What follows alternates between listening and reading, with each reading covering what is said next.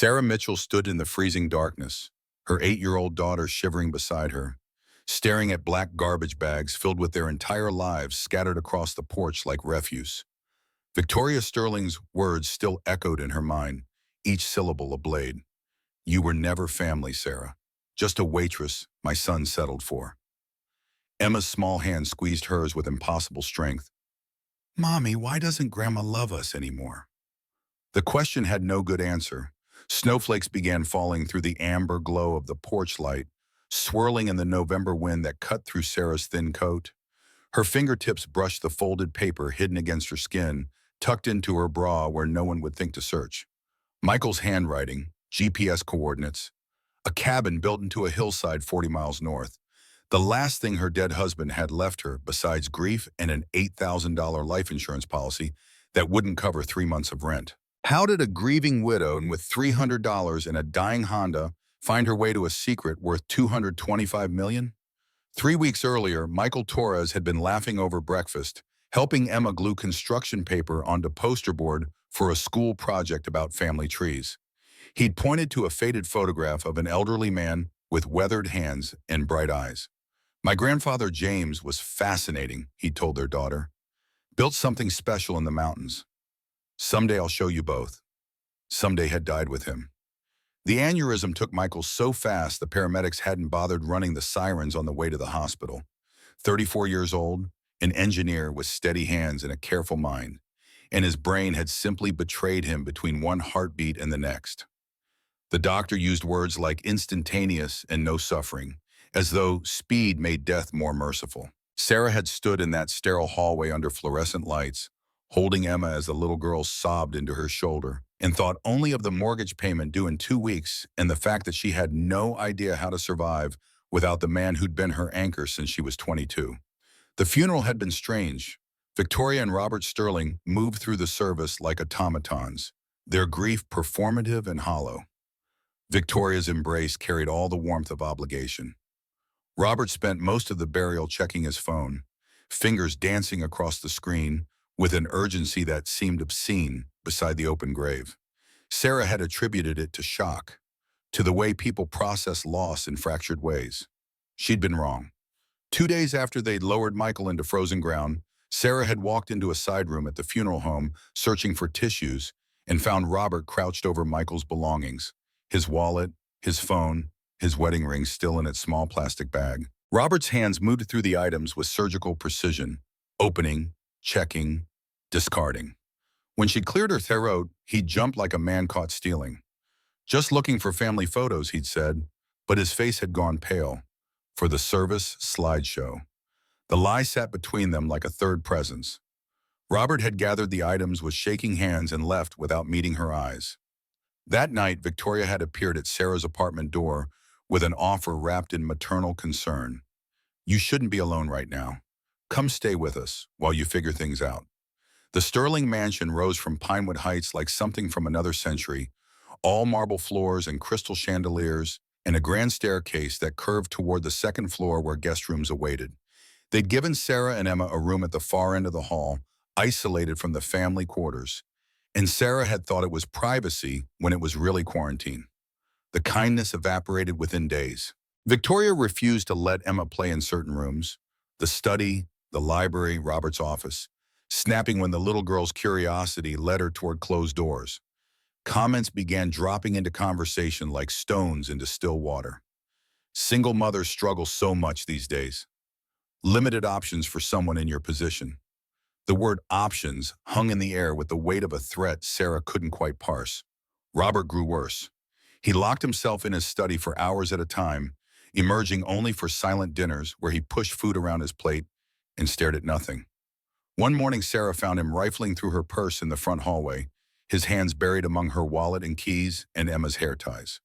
When confronted, he'd claimed he thought it was Victoria's bag, but they looked nothing alike, hers a worn canvas tote, Victoria's sleek designer leather. He'd been searching for something specific. The realization sent ice down Sarah's spine. On night 14, Sarah woke to whispered voices outside her bedroom door. The old house carried sound through its bones, and she pressed her ear to the wood, heart hammering against her ribs. We need her out before she finds anything about the cabin. Victoria's voice, low and sharp. James kept detailed records. If she discovers what he left Michael and what else is hidden there, we lose everything. Robert's response came muffled but agreeable. The collection alone is worth a fortune, but if she finds the other documents, the ones proving your grandfather's fraud? Victoria's question made Sarah's breath catch. If those surface, our family name is destroyed. My political connections, your business licenses, all gone. Give it one more week, then force her out. No negotiation. Sarah's mind spun. What cabin? What collection? James Sterling had died in 1998, years before she'd met Michael. Her husband had rarely mentioned his grandfather, and now the silence took on new meaning. Not absence, but protection. Deliberate gaps where dangerous truths lived. The next morning, she tore through their meager belongings with systematic desperation. Michael's wallet held nothing but expired credit cards and a gym membership he'd never used. His phone sat dead on the nightstand. She couldn't bear to charge it, to see his texts and photos and the digital ghost of his daily life. But there was a wooden box he'd kept beside the bed, small and plain, the kind that held cufflinks or spare change. She'd never opened it out of respect for his privacy. Privacy meant nothing to the dead. Inside, she found photographs of James Sterling at various ages, his face growing more weathered, but his eyes staying bright. A tarnished compass with a cracked face. And beneath everything, folded into a square small enough to hide, a piece of paper covered in Michael's careful handwriting. The date stamped at the top made her hands shake. 3 days before he died. Sarah, if you're reading this, I didn't get to tell you everything. My grandfather James built a cabin near Clearwater Ridge, about 40 miles north of the city. Round door built into a hillside. Looks like something from a fantasy book. He was obsessed with hobbits, read Tolkien constantly. GPS coordinates below. There's something there he left for me. Something important. My parents know about it but won't tell me the full story. James left me a letter before he died saying I should find it when the time is right. I think the time is now, but there's more. I found something in Dad's old files last week. Documents showing my great-grandfather, William Sterling, Robert's grandfather, embezzled money from mining partners back in the 1950s, caused 3 families to lose everything. Hundreds of thousands of dollars stolen through falsified reports and fraud. James knew about it. He kept evidence. I think that's why Dad and James never got along. Why James barely spoke to him the last 20 years. The cabin contains the collection James built over 50 years, but it also contains proof of the Sterling family's darkest secret. If anything happens to me, promise you'll find it. Promise you'll make things right. I love you. Always. Below the message, GPS coordinates marched across the page in neat rows. A hand-drawn map showed landmarks. A split boulder 20 feet tall, a dried creek bed winding through pines, 3 ancient trees marking the final turn. Michael had been planning this journey, had been building towards something when his brain had betrayed him and stolen his future. Sarah pressed the paper to her chest and felt fury kindle in her bones. Victoria and Robert knew. They'd known about the cabin and the evidence and the fortune hidden in the mountains. When Michael died suddenly, they'd panicked, terrified his widow would continue his search and uncover what they'd spent decades burying. Throwing her out was meant to ensure she'd never have the knowledge or resources to find it. She hid the note in her bra, the safest place she could think of, where their searching hands would never reach without crossing a line even they wouldn't dare, and waited for the eviction she knew was coming. It arrived on day 16.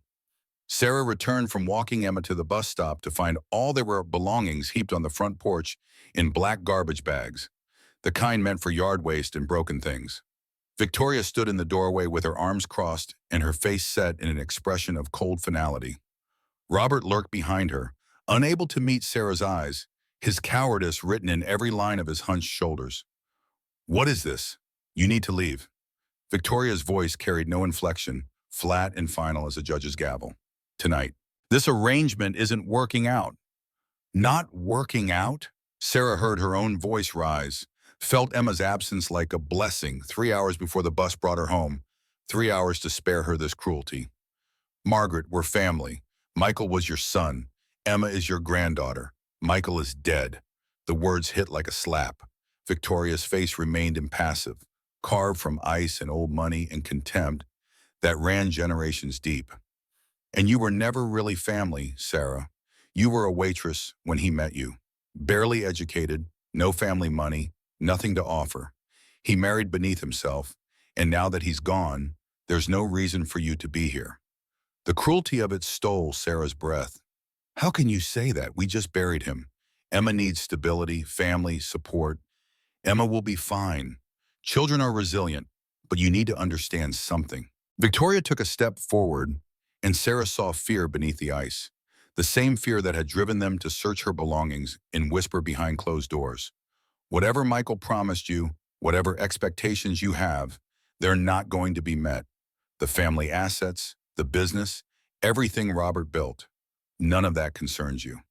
Michael's life insurance, it is yours. That's all you're entitled to. Where am I supposed to go? We have nowhere. That's not my problem. Victoria glanced at her watch, a deliberate gesture of dismissal. You have until sunset. If you're still here after that, I'll call the police and report you for trespassing. Don't test me on this. Sarah opened her mouth to argue, to plead, to rage against the injustice. But Victoria's eyes held something more than cruelty now. They held terror, the frantic fear of someone watching their carefully constructed lies begin to crumble. Then Victoria added, her voice dropping to something almost confessional. And Sarah, whatever Michael told you about his grandfather, whatever fantasies he filled your head with, forget them. That property doesn't exist anymore. James lost it years ago to back taxes. The lie was so transparent, Sarah almost laughed. Michael's note had been dated 3 days before his death. Recent research, current plans, Victoria's desperation showed in every word. Fine. Sarah's voice came out steady, calm, deadly. We'll leave. Relief flooded Victoria's features, her shoulders dropping half an inch. I think that's best for everyone. Sarah turned away before Victoria could see the determination hardening her expression. She would leave, yes, but not defeated, not destroyed. She would find the cabin Michael had described, discover what James had hidden, and ensure Emma never had to depend on people like Victoria Sterling again. The fury burning in her chest felt strong enough to carry them through anything. She loaded the garbage bags into her Honda Civic, a 2008 model with 187,000 miles on the odometer, and a check engine light that had been glowing for 3 months. The car groaned under the weight, suspension creaking, but it held. When Emma came home on the bus and saw everything they owned stuffed into the vehicle, her face crumpled. Why are Grandma and Grandpa making us leave? Tears streamed down her cheeks. Don't they love us anymore? Sarah pulled her daughter close, breathing in the scent of her strawberry shampoo, feeling the delicate bird-bone fragility of her shoulders. Sometimes people don't know how to love properly, but that's okay because we have each other. And your daddy left us a treasure map. Emma pulled back, eyes wide and red-rimmed. A real treasure map? A real one. To a special place your great-grandfather built. It's going to be an adventure, baby. Just you and me. Sarah tried to project confidence, tried to sound certain and strong, but inside she was terrified. $300 in her checking account, a quarter tank of ghee. Directions to a cabin that might not even exist anymore. But she had Michael's note pressed against her heart. She had Emma, and she had fury. They left Pinewood Heights as the sun set, the sky bruising purple and orange behind them. Sarah drove north, following Michael's map, heading toward Clearwater Ridge and the mountains beyond. The radio warned of a major storm system moving in from the west, up to 24 inches of snow possible in the higher elevations. Perfect timing for a desperate woman and her daughter to go searching for mythical cabins in the wilderness. The drive took them through progressively smaller towns that thinned out as they climbed in elevation. Paved roads became gravel, then dirt logging roads that jarred the Honda's failing suspension. Dense pine forest pressed in on both sides, blocking out the dying light. Sarah's hands ached from gripping the steering wheel. Beside her, Emma fell into an exhausted sleep, her head pillowed on a garbage bag full of clothes. An hour into the forest road, Sarah found the first landmark. The split boulder rose 20 feet tall from the forest floor, a massive granite formation cleaved perfectly down the middle, as though a giant had taken an axe to stone. Michael's drawing had captured it exactly. She turned where the map indicated, following a track that was more suggestion than road, barely visible beneath encroaching undergrowth. The dried creek bed appeared next, a serpentine path of smooth stones winding through the trees like a frozen river. And finally, as the first snowflakes began to fall, 3 pine trees marking the final turn. Their branches hung heavy with ice and age, sentinels guarding whatever lay beyond. But something was wrong. Fresh tire tracks cut through the mud between the stones, different from her own, wider, the tread pattern of something expensive and new. Made within the last day or two, before the temperature dropped enough to freeze the ground solid. Someone else had been here recently, someone who knew about this place. Sarah's dread pooled in her stomach. Robert? How could he have found it so quickly? Or was it someone else, another secret buried in the Sterling family history? She pushed forward. No choice now. The Honda's engine had been making concerning noises for the last 10 minutes, a grinding whine that spoke of imminent failure. According to Michael's map, the cabin should be just ahead, maybe half a mile further up the increasingly steep track. The engine coughed, sputtered, died.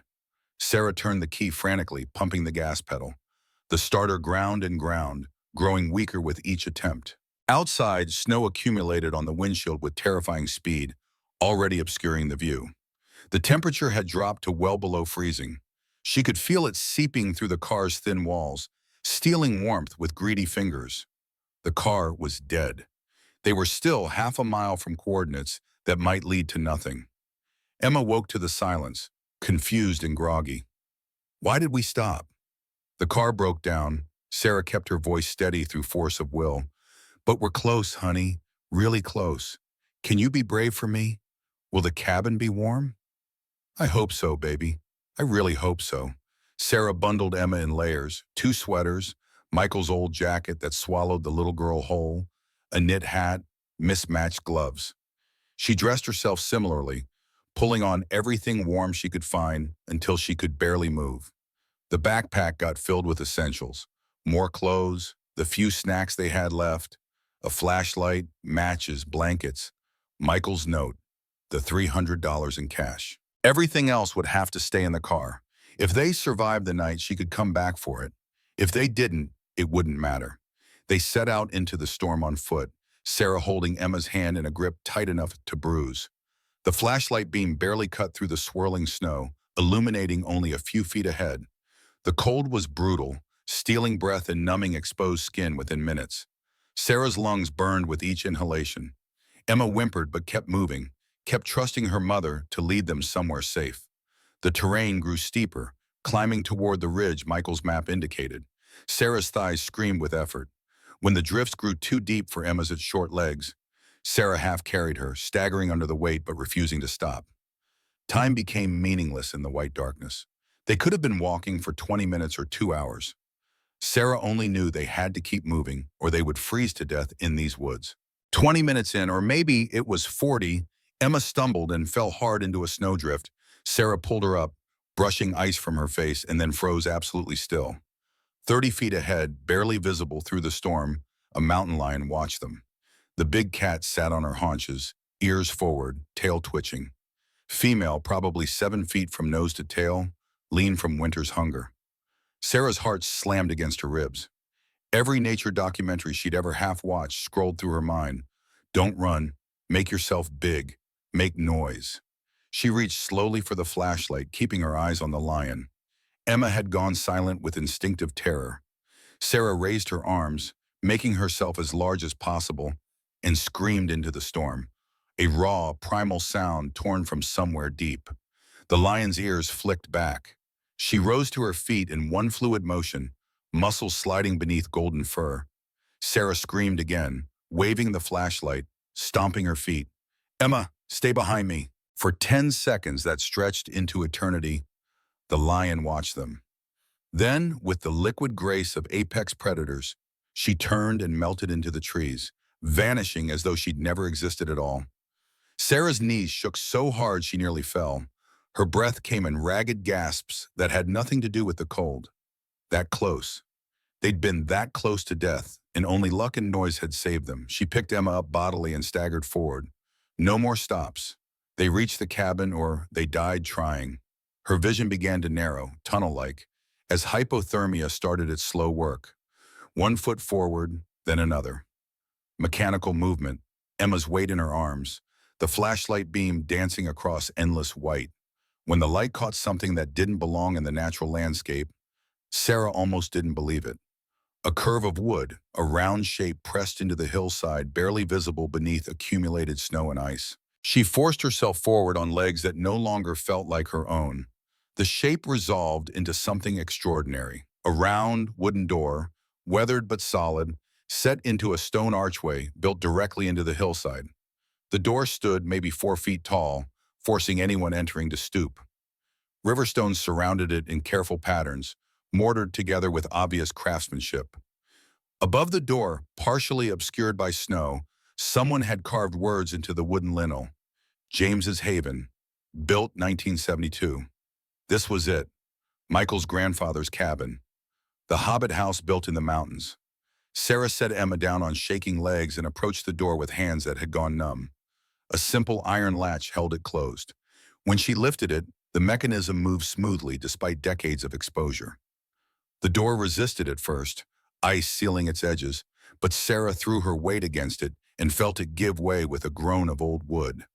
Warm air rushed out to meet them. Not just relatively warm compared to the storm, genuinely warm, carrying the scent of earth and stone and something else Sarah couldn't identify. She shone the flashlight inside, revealing a space that seemed impossible to exist. The cabin's interior was circular, maybe 20 feet in diameter, with a low curved ceiling held up by thick wooden beams. The walls combined stone and timber, fitted together with perfect craftsmanship. A stone hearth occupied one wall, and though no fire burned, warmth radiated from somewhere deeper in the structure. It's like a fairy tale house. Emma's whisper carried wonder that momentarily overcame her exhaustion and cold. Your great-great-grandfather built this. Sarah pulled Emma inside and pushed the door shut behind them, cutting off the storm's howl. Michael's grandfather. He must have spent years on it. The warmth increased once the door closed. Sarah realized the structure was incredibly well insulated, the earthen walls and careful construction creating a natural barrier against the cold. But the warmth seemed to come from below, from the stone floor itself, and that made no sense unless there was some kind of geothermal feature or underground heat source. She set down the backpack and helped Emma out of her wet layers, hanging them on hooks that were clearly designed for that purpose. The cabin was equipped like someone had planned to actually live here. A small wood stove sat in one corner with a neat stack of aged firewood beside it. Glass lanterns hung from ceiling hooks, and when Sarah examined them, she found they were oil lamps, still filled and ready to light. Using one of the matches from her backpack, she lit a lantern. Golden light flooded the space, revealing details the flashlight had missed. The craftsmanship was extraordinary, every joint perfect, every stone carefully selected and placed. On the walls hung old photographs in simple frames. James Sterling stood proudly in front of his round door, his face weathered but smiling, eyes bright with satisfaction at his creation. Other photos showed the construction process. The hillside before it was transformed, the gradual building of stone walls and timber framing, the installation of distinctive circular windows that dotted the structure like portholes. James had documented everything. This hadn't been a simple project or whim. This had been his masterpiece, his retreat, possibly his obsession.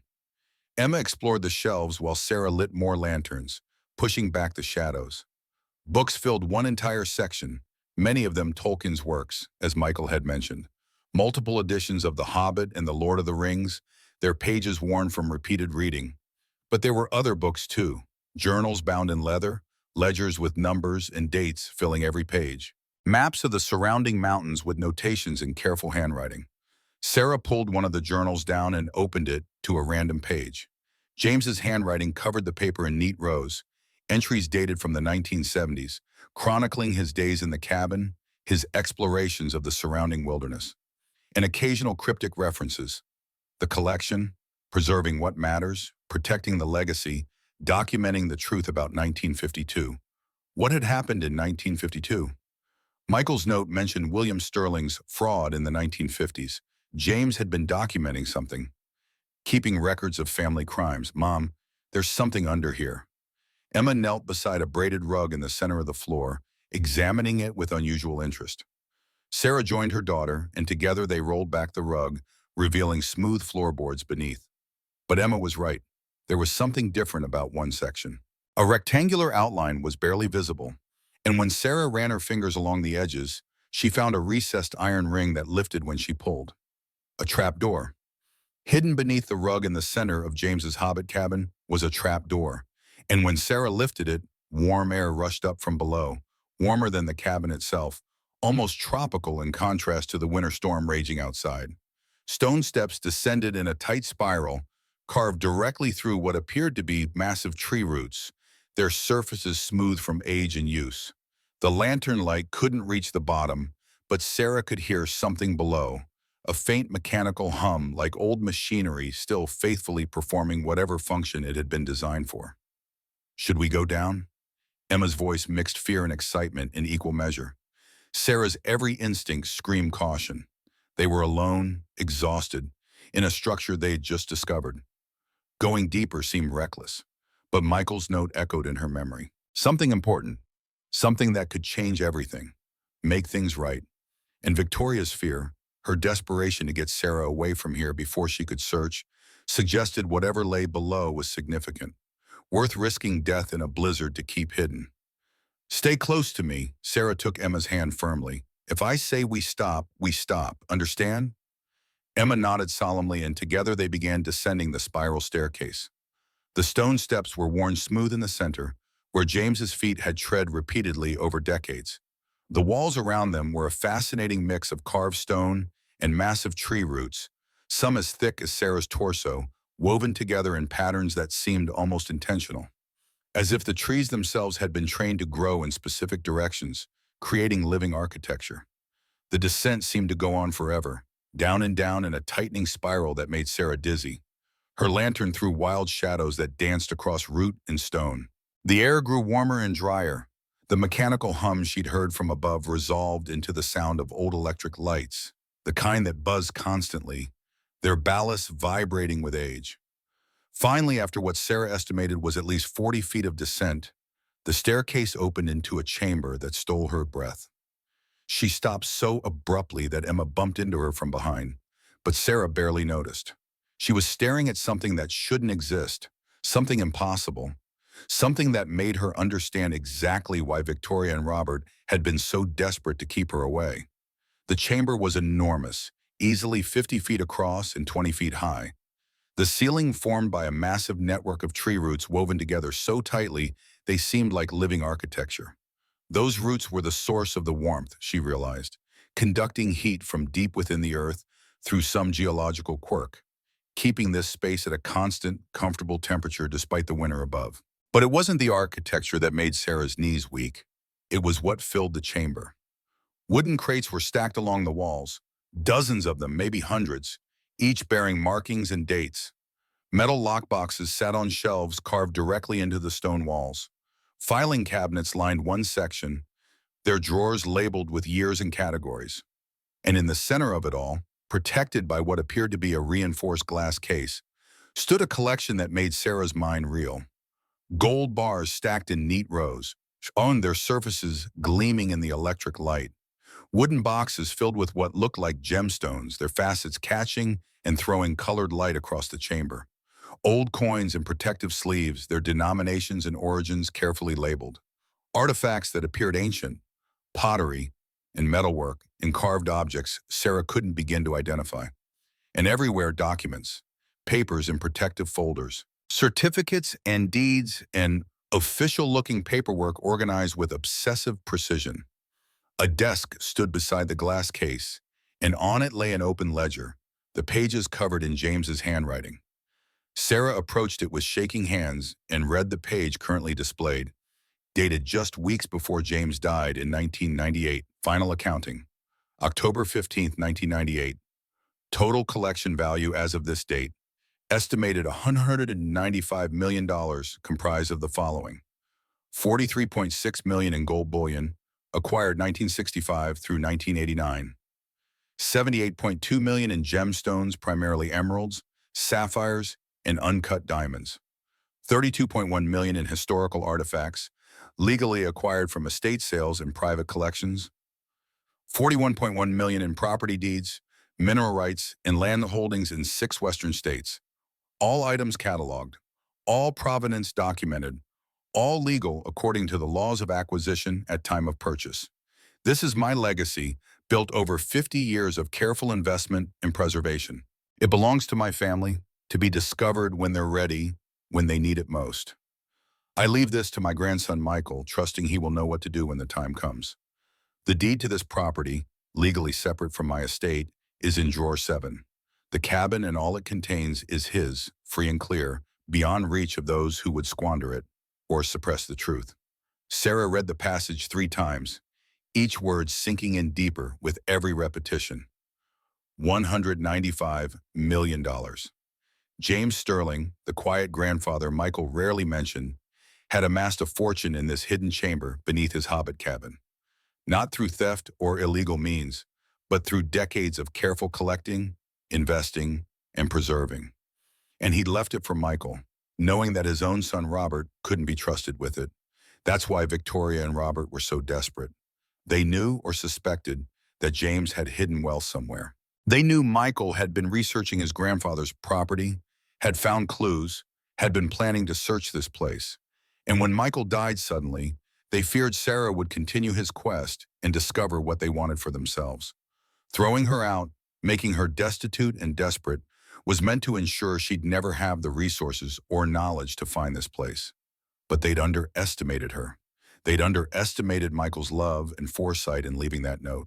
And they'd underestimated how far a mother would go to protect her child's future. "Mom, is that real gold?" Emma had approached the glass case, staring wide-eyed at the gleaming bars. "Like pirate treasure?" "Yes, baby, real gold. Your great-grandfather collected it over many years. He was very smart and very careful." "Are we rich now?" The question was so innocent, so childlike in its directness that Sarah almost laughed. Were they rich? They'd been thrown out with garbage bags. Their car had died in a snowstorm. They'd nearly frozen to death getting here. But standing in this chamber, surrounded by more wealth than Sarah had ever imagined encountering in her entire life, the answer was complicated. "I don't know yet." She pulled Emma close, feeling the little girl's warmth, her solid reality in this impossible place. "We need to figure out if this really belongs to us, if there's a way to claim it legally. Your great-grandfather said it was for your daddy. We need to make sure." But even as she spoke, Sarah's eyes were drawn to the filing cabinets. To drawer 13 specifically, where a small label read in James's careful script, "Insurance, 1952 evidence." Michael had mentioned fraud, evidence of crimes. The collection was only half of what James had hidden here. Somewhere in these carefully organized drawers lay proof of whatever William Sterling had done, whatever the family had spent generations trying to bury. As Sarah began to explore the filing cabinets, searching for the documents Michael had mentioned, she didn't know that 40 miles away in the Sterling mansion, Robert was on the phone with his lawyer, setting in motion a legal strategy that would try to take everything, including custody of Emma. And in drawer 13, hidden behind a false back, waited evidence that would expose not just one fraud, but 3 generations of Sterling family crimes. The battle for James's legacy and for justice was about to begin. Sarah spent the next 2 hours moving through the chamber with methodical precision, fighting exhaustion that pulled at her bones like gravity. Emma had curled up on a blanket in the corner, breathing the steady rhythm of childhood sleep, while Sarah forced herself to understand what James had built. Drawer 7 of the filing cabinet contained exactly what the ledger had promised. A property deed for 160 acres, purchased in 1971 and deeded directly to James Sterling. Then, in a separate document dated November 1997, transferred through a will to Michael Sterling, bypassing Robert entirely. Mineral rights, water rights, legal documentation establishing this property as completely separate from James's main estate, which had apparently gone to Robert when James died. Other drawers held provenance for every single item in the collection. bills of sale from auction houses in Denver and Phoenix and San Francisco, certificates of authenticity signed by appraisers whose names Sarah didn't recognize, but whose credentials filled entire pages, historical records proving legal acquisition, estate sales, private collections, documented transfers of ownership. James had been meticulous, understanding that without proper documentation, his collection would be worthless or vulnerable to seizure. He'd built not just a treasure hoard, but a legally defensible archive of wealth, all of it carefully removed from the probate process that would have given Robert access. Sarah found a letter addressed to Michael, sealed in a waterproof envelope and marked in block letters, "To be opened when you find this place." Her hands shook as she carefully broke the seal, feeling like an intruder in a private conversation between grandfather and grandson. But she needed to understand James's full intentions, needed to know what Michael had died before he could discover. The letter was dated November 1997, just months before James's death. "Michael, if you are reading this, I'm gone. I hope I had the chance to tell you about this place in person, to walk you through everything I've built and explain my reasoning face to face. But if death took me suddenly, the way it took your grandmother, you need to understand what you've inherited and why. Your father is a good man in some ways. He loves his family. He works hard. But he's weak when it comes to money. And weakness with money is a kind of poison that spreads into everything else. I've watched him drain his business accounts multiple times over the years, watched him make disastrous investments in schemes that anyone with sense could see were doomed.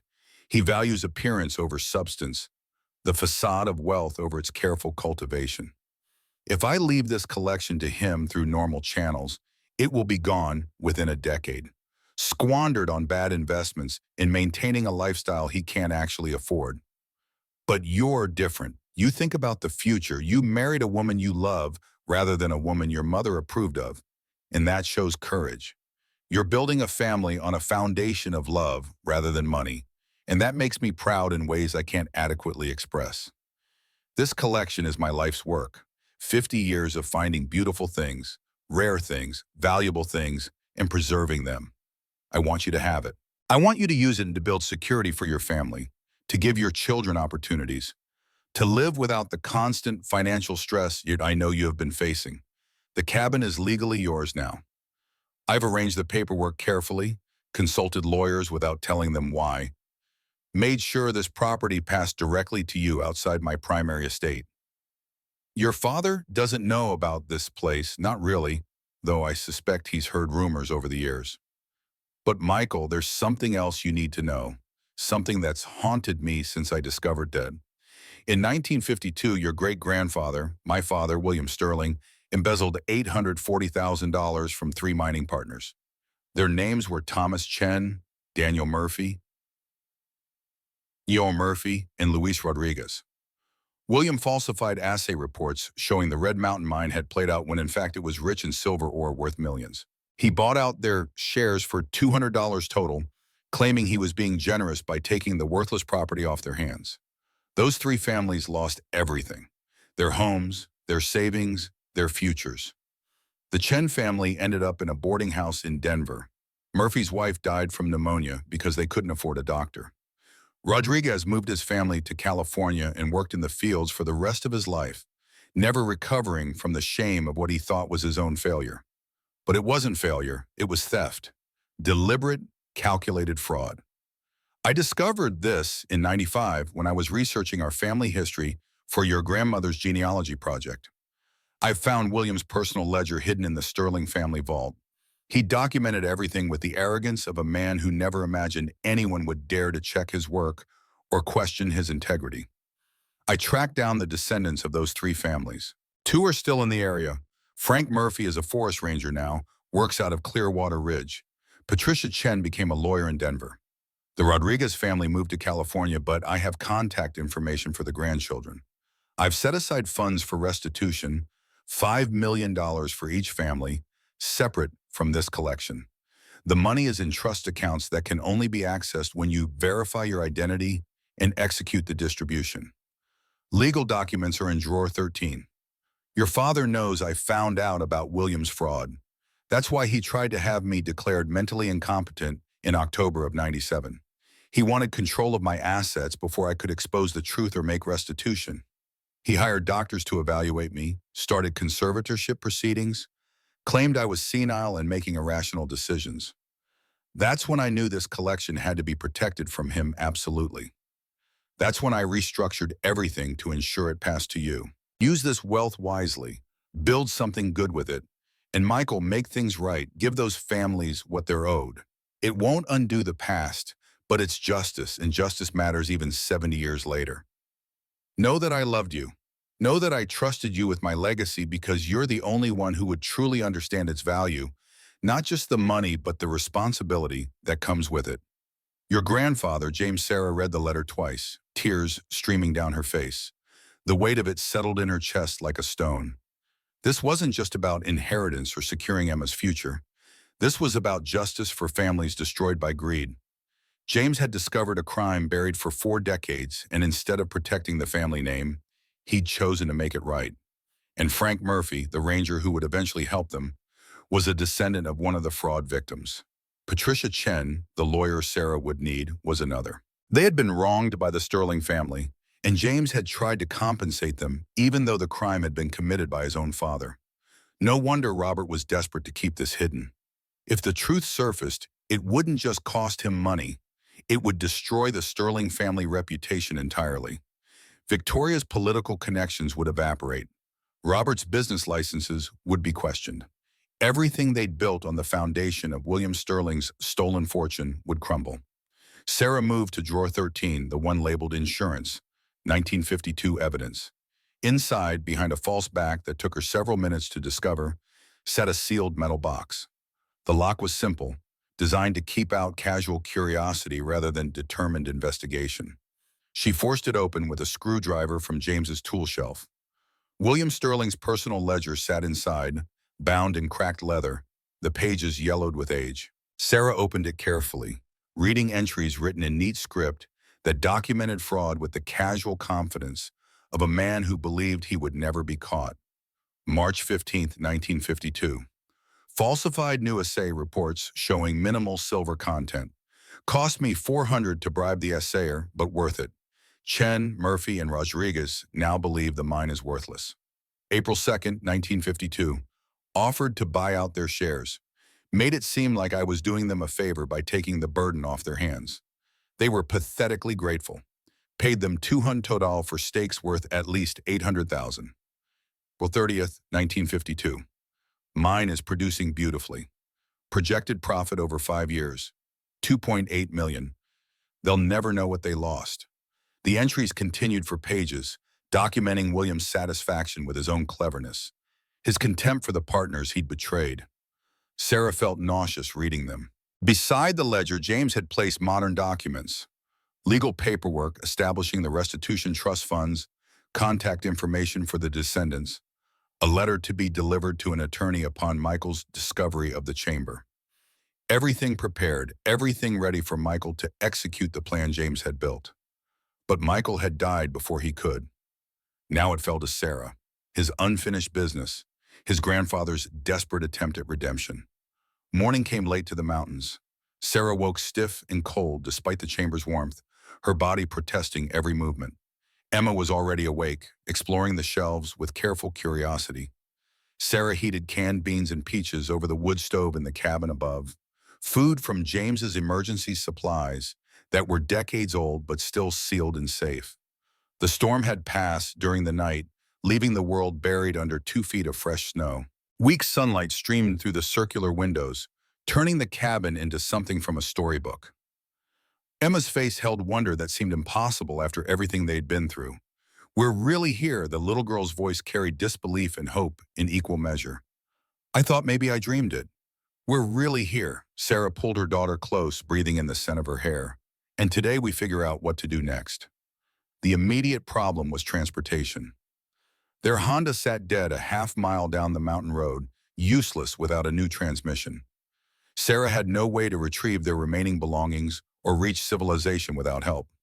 She found an old CB radio on one of the shelves, but when she tried to power it on, nothing happened. The cabin had electricity in the underground chamber, powered by what appeared to be a small hydroelectric generator connected to an underground stream, but the upper cabin relied on lanterns and the wood stove. Then she found it, stored in a protective case on a high shelf, a satellite phone, old but maintained. Solar charging capability. It took 30 minutes of fumbling with the controls she didn't understand, but finally the screen flickered to life. Miraculously, it still had service. James had apparently kept the account active even in his final years, perhaps visiting the cabin occasionally, perhaps keeping it ready for exactly this kind of emergency. Sarah's first call went to a towing company in Clearwater Ridge. The dispatcher sounded skeptical that anyone had been driving mountain roads during a snowstorm, but took down the information and promised to send someone when the roads were passable. Probably by afternoon, he said, if you're lucky. The second call was harder. Sarah needed a lawyer, someone who could help her navigate the legal complexity of what she'd found. But she had no money to pay retainer fees and no idea who to trust. Finally, she dialed the only attorney she knew, Patricia Chen, the woman who'd helped them write simple wills when Emma was born. Patricia answered on the third ring. Sarah Mitchell? I was so sorry to hear about Michael. I meant to call, but I wasn't sure what to say.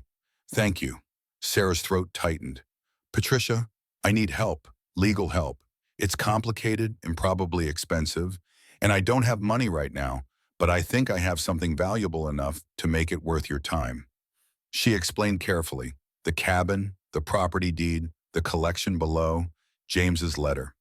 When she reached the part about the 1952 fraud, about William Sterling's embezzlement and the three families destroyed, Patricia went silent for a long moment. When she finally spoke, her voice carried emotion that professional composure couldn't quite mask. My grandfather was Thomas Chen. He was a partner in the Red Mountain mine. William Sterling destroyed him. My family struggled for 2 generations because of that fraud. My grandfather died believing he was a failure, that he'd lost everything through his own bad decisions. Sarah's breath caught. Patricia, James found proof. He wanted Michael to make it right. There's $5 million set aside for your family. For restitution. The line stayed quiet for so long, Sarah thought the connection had dropped. Then Patricia's voice came back, thick with tears. My grandfather died believing he'd failed everyone he loved. To know he was defrauded, that someone cared enough to document it and try to make amends. Will you help me? Yes. Patricia's response came without hesitation. Not just for the money, for my grandfather's name, for justice. I'll be there tomorrow. Send me the coordinates. And Sarah, don't tell anyone else about this. Not Robert, not Victoria, not anyone. If they learn what you found, they'll make this much harder. They already know something is here. That's why they threw me out. But they don't know you found it. Keep it that way. I'll see you tomorrow. After Patricia hung up, Sarah called the number back and asked if there was anyone else Patricia would recommend bringing. A pause, then Patricia said her father Samuel had worked with James on estate planning in the 1990s. He's 78 now, retired, but his testimony will be valuable. I'll bring him. A second ally then, someone who knew James, who understood his intentions firsthand. The tow truck arrived in late afternoon, grinding up the snow-covered road with chains on its tires. The driver was a man in his mid-60s with weathered skin and kind eyes, wearing a jacket that said Murphy's Towing Service across the back. You two okay? His first words weren't about the car, but about them, concern genuine in his lined face. That was one hell of a storm. You're lucky you made it to shelter. Sarah explained about the car dying, about finding her husband's family cabin. The man's eyes sharpened when she mentioned James Sterling's property. James Sterling's place? The round door? You knew my husband's grandfather? Knew him for 30 years. The man extended his hand. Frank Murphy. James was a good man. Helped me track a wounded bear once back in '89. Probably saved my life. I heard he passed in '98. Real shame. Then his expression shifted. And I heard about your husband, Michael. My condolences. Too young to go like that. Thank you. Sarah felt something settle in her chest, the first hint that not everyone in this story was an enemy. Frank, can I ask you something? Are you related to the Murphy family that partnered in mining back in the 1950s? Frank went very still. His hands, which had been moving toward his truck, froze. How do you know about that? James left letters. Documentation. Sarah made a decision, trusting the honesty she saw in Frank's face. He discovered that William Sterling defrauded 3 families in 1952. Your family was one of them. James wanted Michael to make restitution, $5 million for each family that was wronged. Frank's eyes filled with tears. He turned away, staring out at the snow-covered forest. My grandfather lost everything in that deal. The mine, his savings, our family home. He died bitter and broke when I was 12. We never knew why the mine supposedly failed. My father always suspected William Sterling cheated us, but we had no proof, no way to prove anything. James found proof, and he set aside money to make it right. Frank was quiet for a long time. When he turned back, his face had transformed.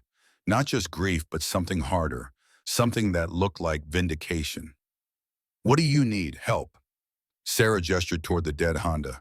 The car needs a new transmission I can't afford right now. And I need to keep my daughter safe while I figure out how to claim what James left us. Robert Sterling is going to fight me on this. Robert's a coward and a cheat, just like his grandfather. Frank's voice carried disgust. He came sniffing around here 3 weeks ago, asking questions about James's property. I told him I didn't know anything. Then his face softened. I'll tow your car to my shop, cut you a deal on the repairs. You can pay me back when your legal situation clears up. And if you need help with anything else, security, supplies, whatever, you call me. James was a friend, and if you're trying to do right by the families William Sterling wronged, then you're a friend too. The first real ally, someone motivated not by money alone, but by justice, by the vindication of a grandfather's stolen honor. Patricia Chen arrived the next morning, driving a sturdy SUV that handled the mountain roads with ease. She was in her mid-50s, with gray hair pulled back in a practical bun and eyes that missed nothing behind wire-rimmed glasses. With her came an elderly man, thin and dignified, walking with a cane but moving with the careful precision of someone whose mind remains sharp despite age. Samuel Chen. Patricia's father extended his hand. I worked with James on estate planning from 1992 until his death. It's good to finally see this place. He always described it as his sanctuary from family greed. Sarah led them down into the chamber. Patricia's professional composure cracked when she saw the collection, her breath catching as she turned in a slow circle. Samuel moved more carefully, examining documents with the practiced eye of someone who'd spent decades reviewing legal paperwork. They spent hours going through everything. Patricia examined every deed, every bill of sale, every provenance record, making notes on a legal pad she'd brought. Samuel read James's letter to Michael twice, then read the will that had transferred the property, studying Michael's death certificate with the thoroughness of someone who understood how crucial every detail would be. Finally, as afternoon light began to fade above, Patricia sat back and met Sarah's eyes. You have a case, a strong case. The property deed is clean, transferred to Michael outside the primary estate, recorded properly with the county. James's will is legally sound. Michael died intestate, but as his surviving spouse, you're the natural heir under state law. Emma, as his daughter, also has legal standing. But Robert can contest it. He can try. Patricia's smile held no warmth. He'll claim he deserves part of his father's estate, that James was incompetent, that you're an opportunist. But the fact that James specifically structured this to bypass him, with documentation explaining why, gives us strong defense. Samuel spoke up, his voice carrying the weight of authority. I witnessed James execute this property transfer in November 1997. He was as sharp as I'd ever seen him, absolutely clear on his intentions, completely competent. I asked him multiple times if he was certain about bypassing Robert. Each time he said yes without hesitation. His reasoning was sound. Robert had proven himself financially irresponsible through decades of bad decisions. Patricia nodded, which brings us to the other matter, the fraud restitution, my family's part in this. Sarah pulled out James's documentation about the 1952 embezzlement, William Sterling's ledger, the restitution trust fund paperwork. Patricia and Samuel reviewed it together, the older man's hands trembling slightly as he read his grandfather's name in James's careful notes. Your grandfather didn't fail. Sarah's voice came out fierce. He was betrayed. James knew that. He spent years documenting the truth and building a way to make it right. Samuel's eyes were wet when he looked up. Knowing that changes everything. My father grew up believing his father had been foolish, had made bad choices that destroyed our family. We carried that shame for 70 years. Patricia gripped her father's hand. James Sterling could have buried this like his son wanted. Instead, he chose justice. That means everything. They were interrupted by movement on the security monitors Tom Drake had insisted on installing. Sarah hadn't called Tom yet, didn't even know she would need to, but Patricia had mentioned that Michael had a friend from college, someone in private investigation who might be useful. Someone's approaching. Patricia stood, tension in her shoulders, black SUV, not Frank's truck. Sarah's heart hammered as she climbed the stairs. Through the cabin window, she watched a vehicle pull to a stop 100 yards away. A man got out, but he didn't approach. Instead, he raised what looked like a camera with a massive lens, pointing it directly at the cabin. Professional surveillance. Someone documenting that they were here, building a case for something. Sarah called Tom Drake that evening, using the number she'd found in Michael's phone contacts. He answered with professional crispness.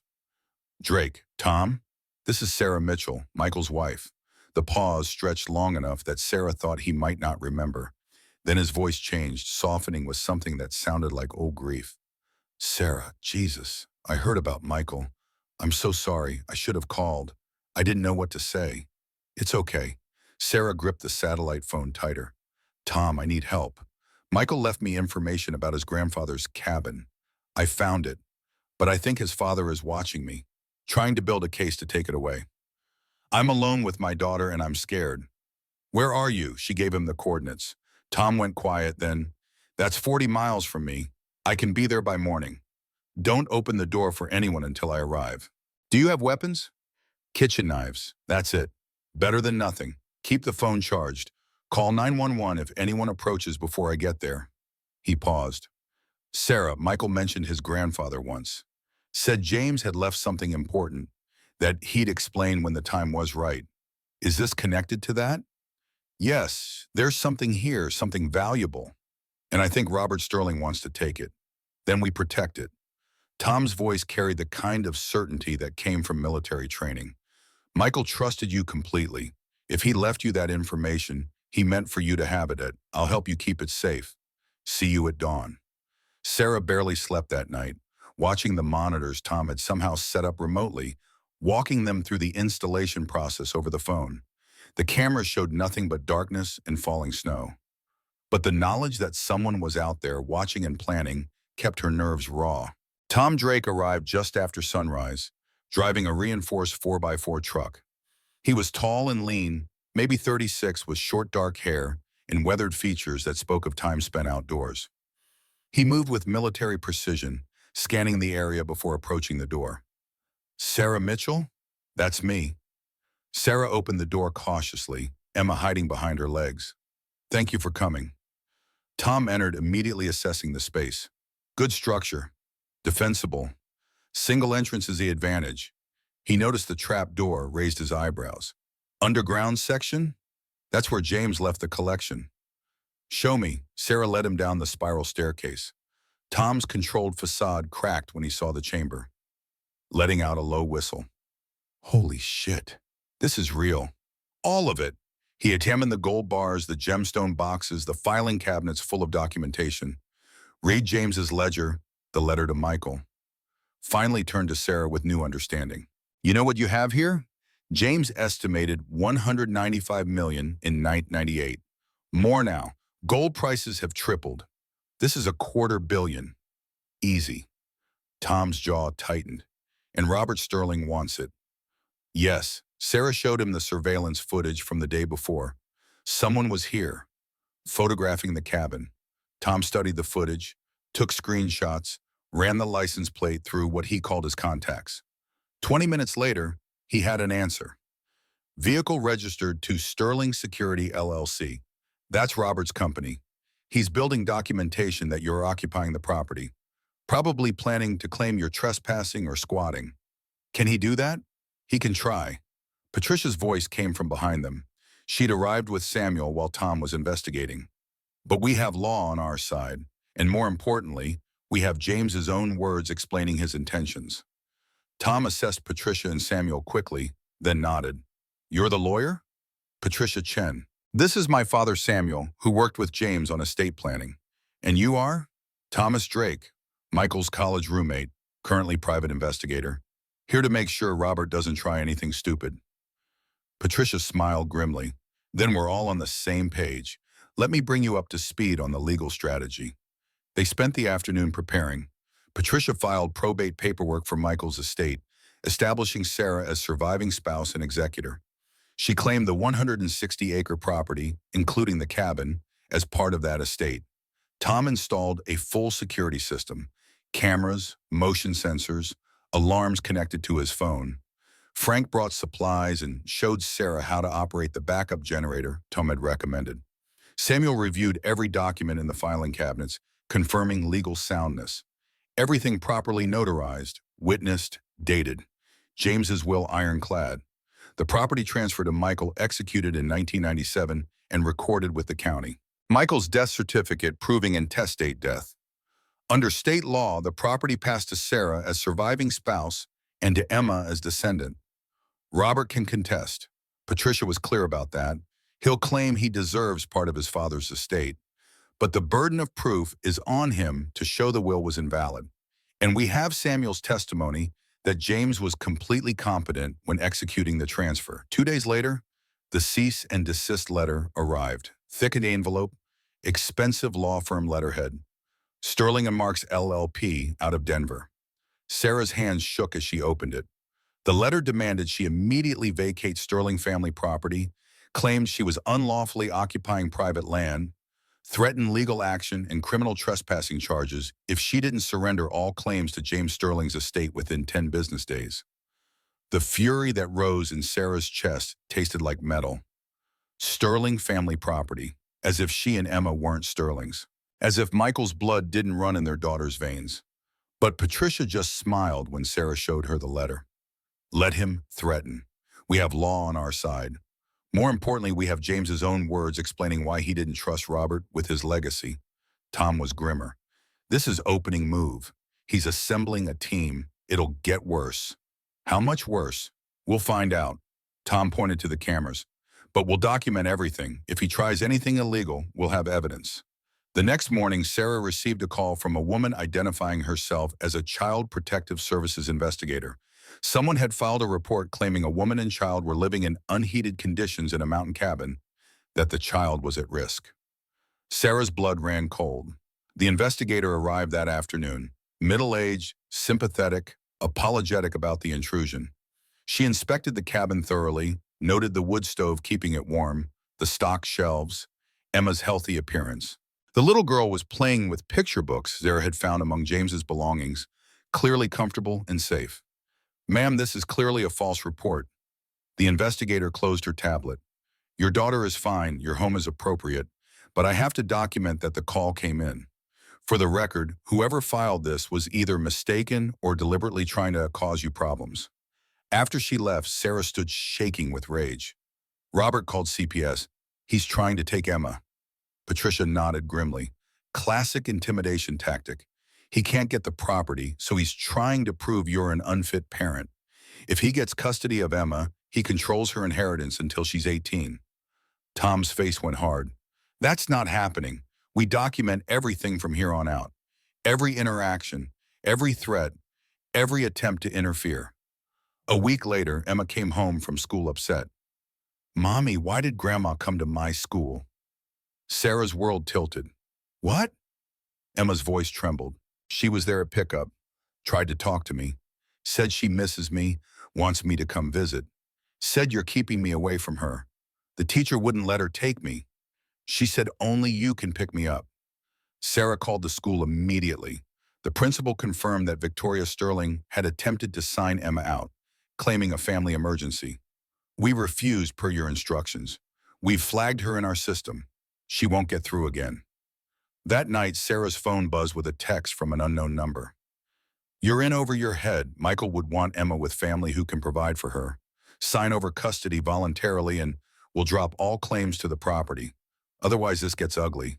Think about what's best for your daughter. Tom traced the number, burner phone untraceable, but the tone matched Victoria's previous threats. Sarah's response was immediate. I am Emma's family. You threw us out to die. You'll never get her. And you'll never get James's collection. 3 days after that, Sarah noticed one drawer in the filing cabinet wouldn't open fully. She pulled harder, frustrated, until something gave way with a crack. The drawer had a false back, and behind it lay a hidden compartment. Inside was a sealed envelope, thick with documents. The label read in James's block letters, Insurance. Open only if Robert contests. Sarah's heart pounded as she broke the seal. Inside, photocopied evidence spanning 25 years. Bank statements showing Robert's repeated business failures. 3 bankruptcy filings, 1982, 1989, 1993.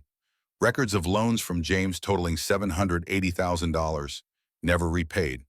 Private investigator reports documenting Robert's gambling problem.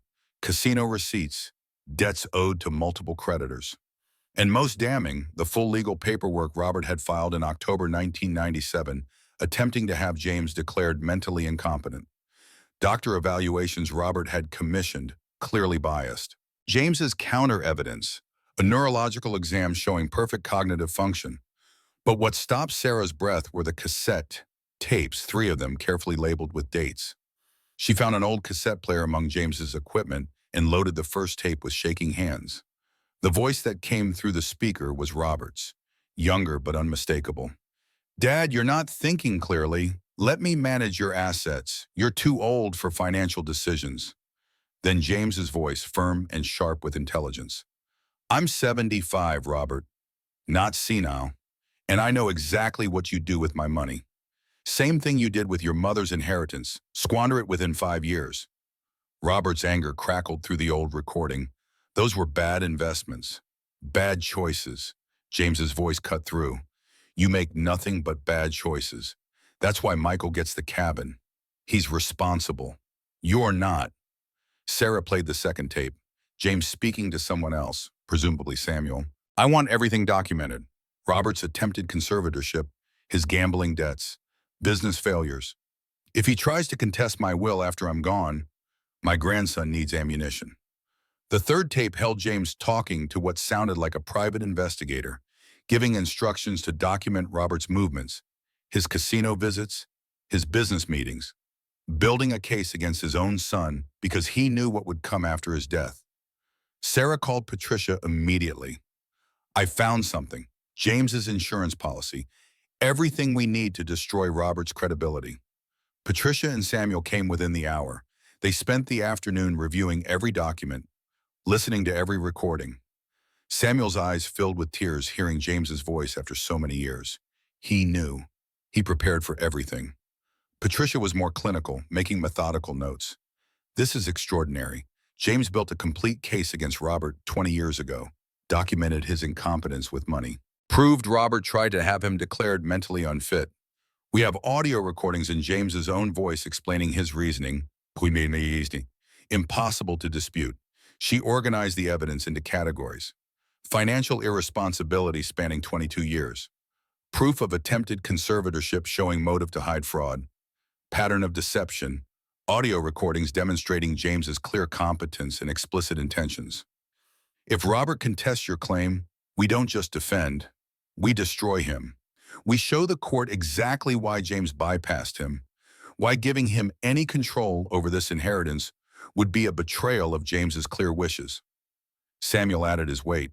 And I can testify that James was sharp as a tack in 97, that he explained his reasoning to me in detail, that every decision was made with full competence and clear understanding of consequences. They had everything they needed, evidence so overwhelming it seemed impossible to lose. But Sarah knew from experience that impossible things happened every day. Michael had been healthy one moment and dead the next. Her life had imploded in the space of 3 weeks. Nothing was certain until it was over. That night, she lay awake in the narrow bed with Emma curled beside her, listening to the mountain wind howl around James's round door. Tom was in his truck outside, keeping watch. Frank had stopped by earlier with firewood and venison stew. Patricia and Samuel would return in the morning to continue preparations. She had allies now, people motivated by justice and the vindication of their own family's stolen honor. But the battle was just beginning, and Sarah knew Victoria and Robert would fight with everything they had, not just for money, for survival. If the truth about William Sterling's fraud became public, it would destroy everything they'd built on that foundation of lies. 30 miles away, in what remained of their diminished circumstances, Victoria Sterling sat across from a family court attorney, sliding a thick folder across the mahogany desk. Emergency custody petition. She tapped the documents with one perfectly manicured nail. I want my granddaughter removed from that woman's care. I want her placed with us where she belongs. And I want it done before Sarah Mitchell can secure that inheritance. The attorney flipped through the paperwork, eyebrows rising. These are serious allegations, unstable behavior, endangerment, paranoid delusions. Can you prove any of this? Victoria's smile held nothing warm. I can prove she dragged my granddaughter into a mountain wilderness during a blizzard to chase a fantasy inheritance. I can prove she's living in a cabin with no proper heat or facilities. I can prove she's exposing that child to unstable conditions. Isn't that enough? The attorney considered, then nodded slowly. I can file this. Get you a hearing within 2 weeks. But Mrs. Sterling, if this is really about controlling an inheritance rather than the child's welfare, the judge will see through it. Victoria's face went cold. My granddaughter's welfare is all that matters. Whatever inheritance Sarah thinks she's found can stay in the mountains and rot for all I care. I just want Emma safe. The lie sat between them like a third presence, but the attorney took the case anyway. Money talked even when it was built on generations of fraud and theft. The battle for James's legacy, and for Emma, was about to enter its most dangerous phase. The sheriff arrived on a Tuesday morning when frost still clung to the circular windows. Sarah answered his knock with Emma beside her, the little girl clutching her hand with instinctive fear of uniforms and official business. The deputy looked apologetic as he handed over the thick envelope of court documents. Emergency custody hearing. His voice carried the weariness of someone who'd delivered too many of these papers. Family court, Denver. 10 days from now. You'll want to get a lawyer if you don't have one already. Sarah's hands shook as she opened the envelope after he left. The petition bore Victoria and Robert Sterling's names as plaintiffs, with Emma Mitchell listed as the subject minor. The allegations marched down the page like accusations at a trial. Unstable behavior following spouse's death, removed child from safe environment without cause, living in substandard conditions in isolated mountain cabin, obsessed with non-existent inheritance displaying paranoid delusions, child's education disrupted, mother unable to provide financially with no stable income. The request sat at the bottom in bold type. Temporary custody to grandparents pending full psychological evaluation of mother. Sarah felt the world tilt. This was Robert's real strategy, not fighting for the property directly but taking Emma. As the child's legal guardians, they would control her inheritance until she turned 18. By then, they could drain or hide everything, destroy the evidence of fraud, continue the lies that had poisoned 3 generations, and they would separate Sarah from her daughter. That was the cruelty that cut deepest. Not the money or the property, but the threat of losing Emma to people who'd already proven they valued wealth over love. Patricia arrived within 2 hours of Sarah's panicked phone call. She read the petition with a lawyer's clinical eye, but fury burned beneath her professional mask. This is serious. Family courts prioritize best interest of the child. They'll argue wealthy grandparents in stable home versus grieving widow in remote cabin. On paper, it looks bad, but we have defenses. Patricia started making lists, her pen moving with rapid precision. Emma's school records show excellent attendance since enrolling here. Teachers praise her adjustment. Her grades are improving. We have the CPS investigator's report confirming the cabin is safe and appropriate. Medical records showing Emma is healthy and well cared for. Financial documentation that you have accessed Michael's life insurance and are managing responsibly while seeking legal resolution. Tom added security footage and screenshots of threatening texts, evidence of Sterling hostility, attempted school pickup by Victoria, pattern of intimidation. But Patricia's expression remained concerned. The problem is they look respectable, wealthy, established, concerned grandparents. A judge might see them as the stable option, especially if Robert's lawyers paint you as unstable.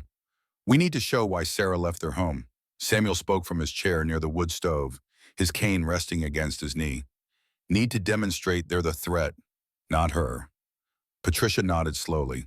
We use James's letter. Show the court that Robert has a documented history of financial irresponsibility and attempted exploitation.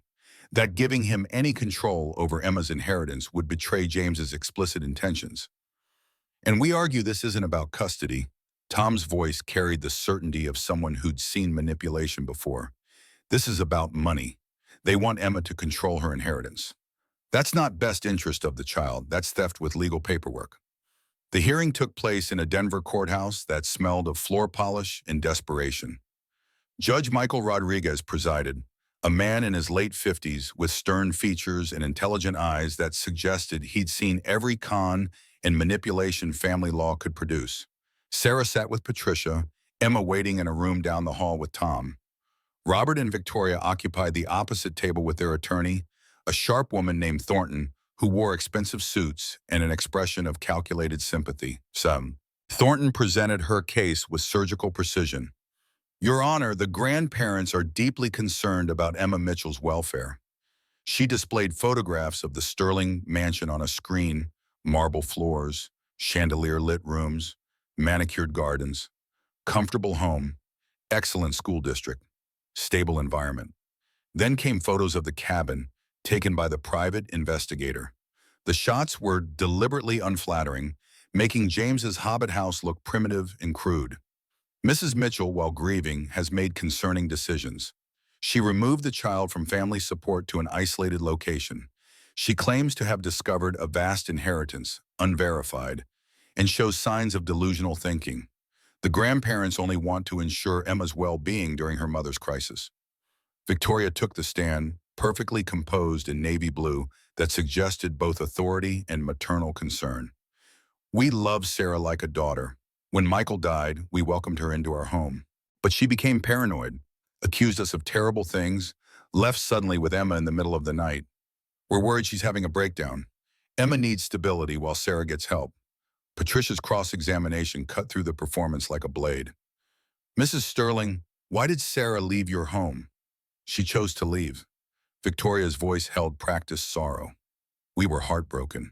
Did you tell her to leave? We suggested she might need space to grieve independently. Patricia pulled up Tom's security footage on her tablet, time-stamped and clear. The screen showed garbage bags heaped on the Sterling porch, Sarah returning to find all her belongings outside. Does this look like Sarah chose to leave? Or were her possessions placed outside without her knowledge? Victoria's composure cracked slightly.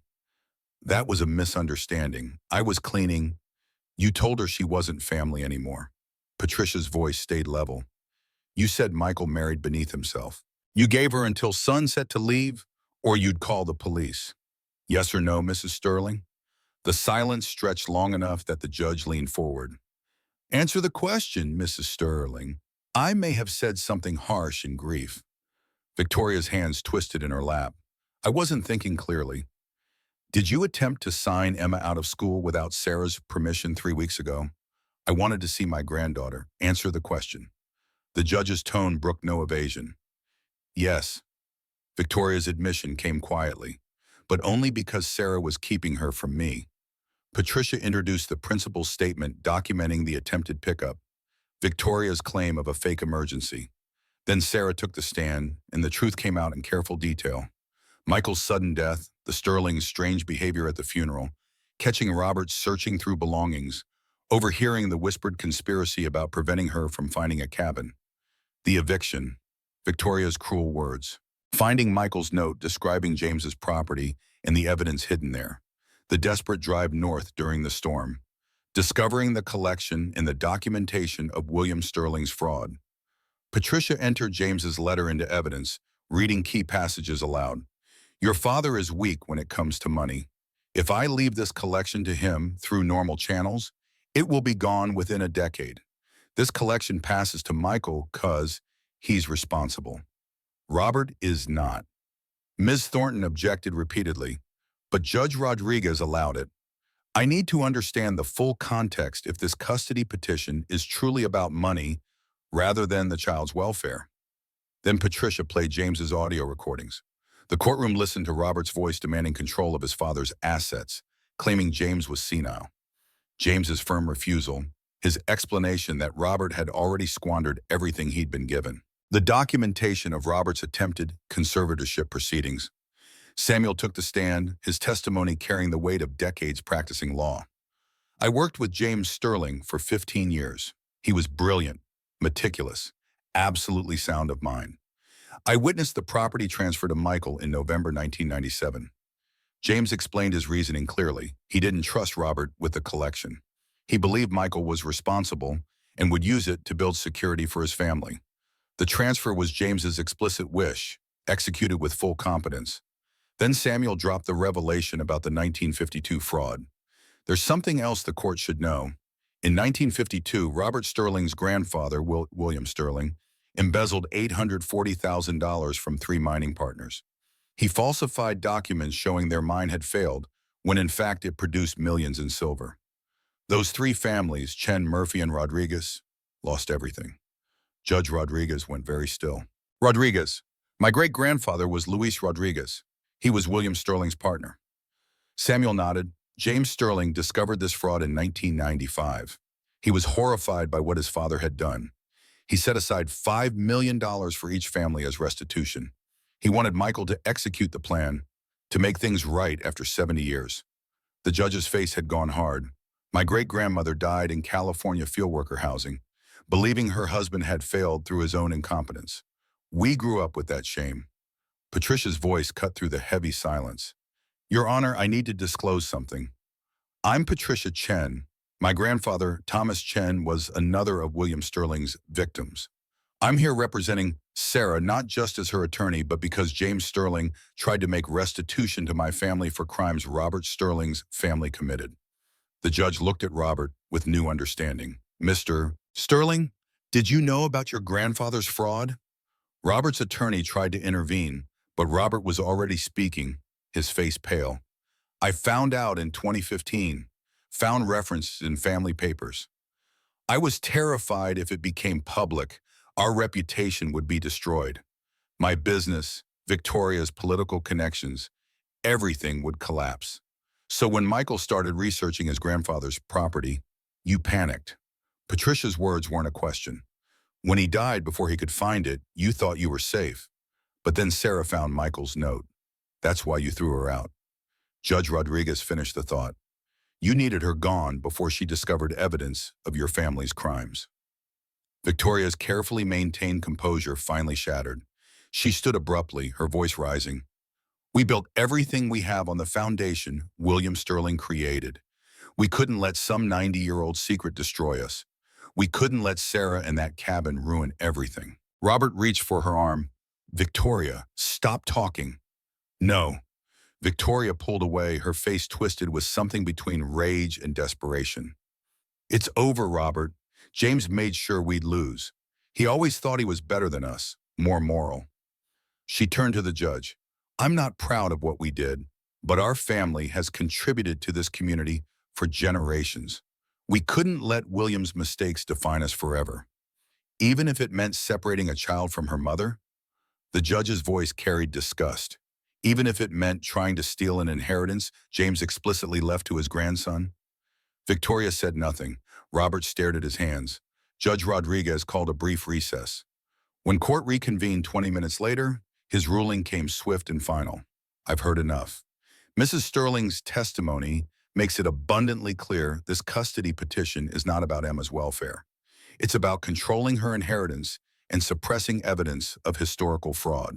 Emma Mitchell is safe, healthy, and well cared for by her mother. Sarah Mitchell is a competent parent who has acted reasonably given extraordinary circumstances. The Sterlings have demonstrated a pattern of deception, intimidation, and self-interest that makes them unsuitable guardians. This custody petition is denied.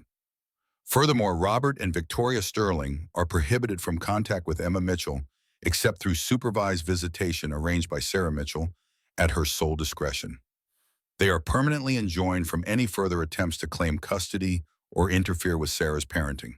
The gavel fell with the finality of justice delayed, but finally delivered.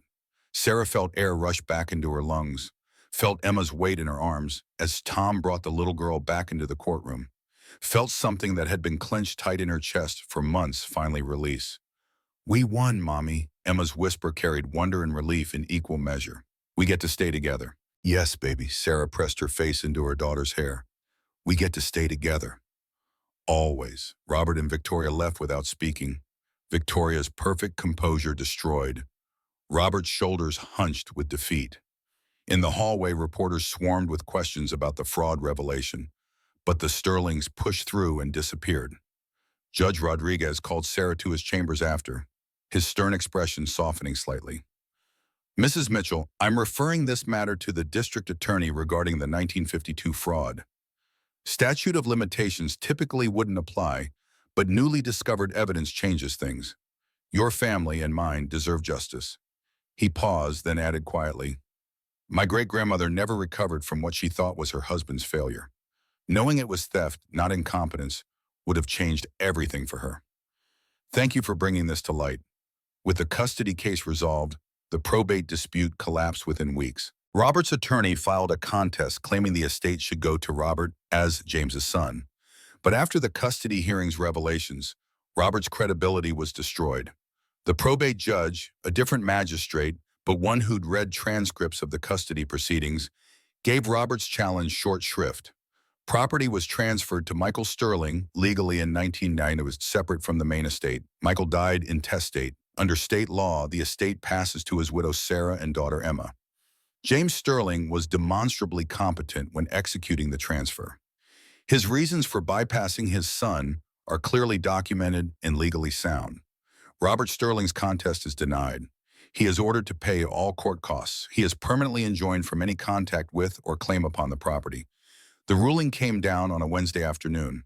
Patricia called Sarah with the news, and for the first time since Michael's death, Sarah allowed herself to believe it might actually be over. David Ross arrived the following week to conduct a proper appraisal. He was a man in his late 50s with gray hair and the careful manner of someone who'd spent decades evaluating expensive objects. His credentials were impeccable, 20 years with the FBI's Art Crimes Unit before going private. He spent 3 days in the underground chamber, photographing every item, checking hallmarks, running tests on gemstones, reviewing provenance documentation with meticulous attention.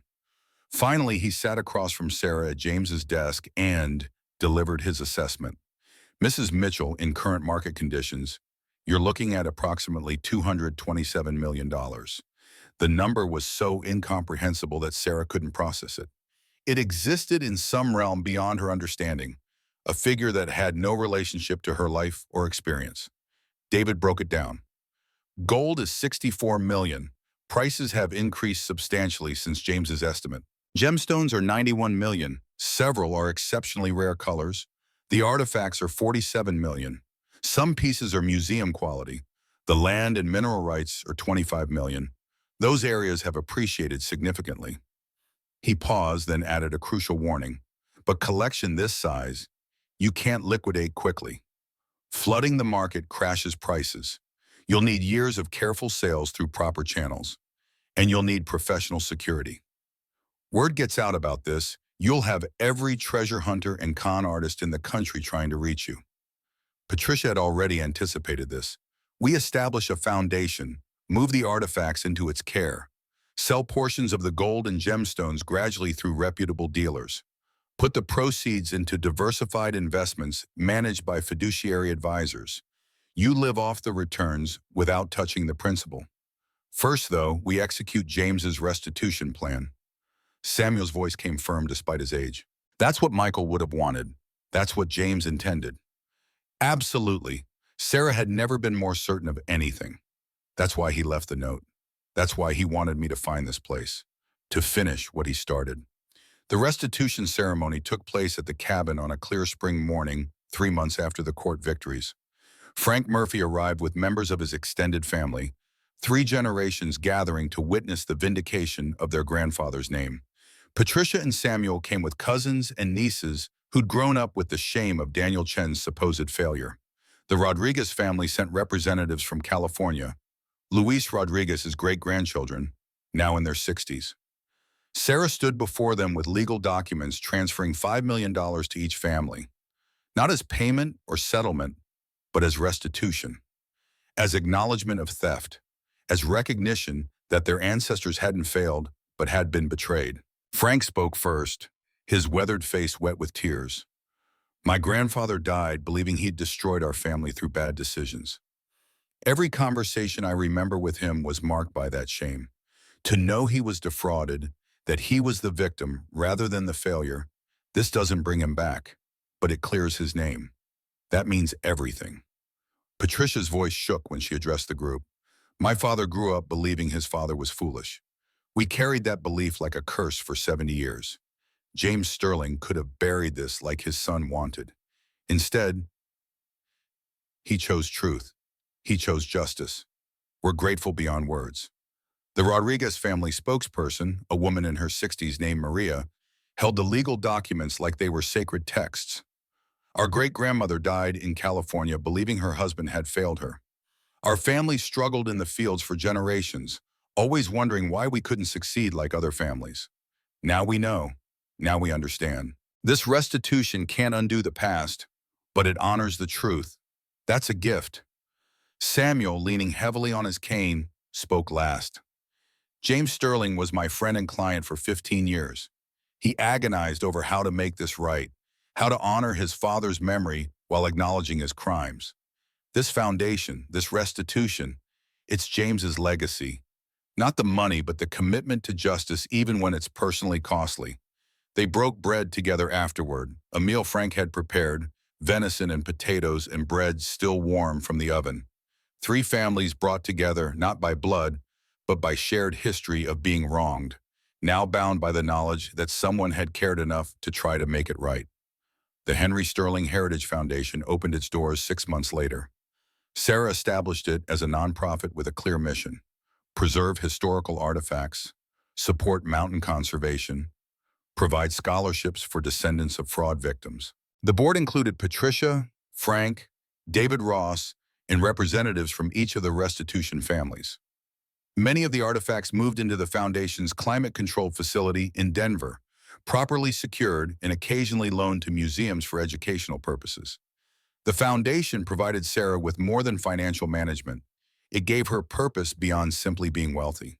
She had something to build, something meaningful to create from the ruins of grief and betrayal. The cabin itself underwent careful restoration. Sarah hired builders who specialized in historic preservation, people who understood James's vision. They strengthened the structure, added discrete modern amenities, proper plumbing, reliable electricity, but maintained the Hobbit aesthetic that made the place magical. The underground chamber became a properly secured vault with modern systems, though they preserved James's original organization. Sarah and Emma stayed. The mountains became home in ways Pinewood Heights never had. Emma flourished in the small school in Clearwater Ridge, her teachers commenting on her kindness and curiosity. She made friends with local children, learned to identify animal tracks with Frank, helped Patricia with foundation paperwork during weekend visits.